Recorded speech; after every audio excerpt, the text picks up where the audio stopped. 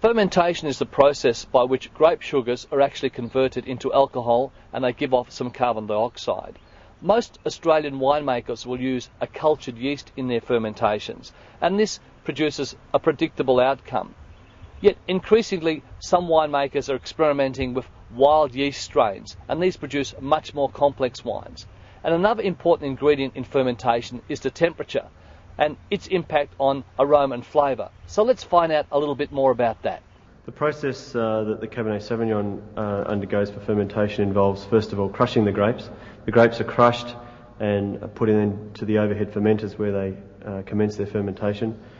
During that time, the must is pumped over twice a day to extract colour and flavour from the skins, which form in a cap at the top of the tank.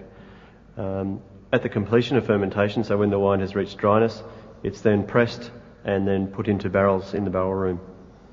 How do you actually start the fermentation process? The fermentation process is started by adding cultured yeast. In this case, EC1118 has been used for all of the wines in this vintage, and the progression of the fermentation is measured by measuring the sugar content of the wine at each stage, and that's done with a hydrometer. And when that reaches zero, we know that in fact there's no sugar left. The fermentation temperatures for the more robust red varieties like Cabernet Sauvignon and Shiraz range between 18 and 25 degrees.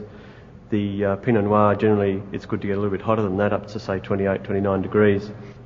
That contrasts with the white varieties, which are fermented at quite a lot lower temperatures, starting at around 15 degrees. The lower fermentation temperature actually extends the fermentation time, but the lower temperature helps retain the fruit flavour in the final wine.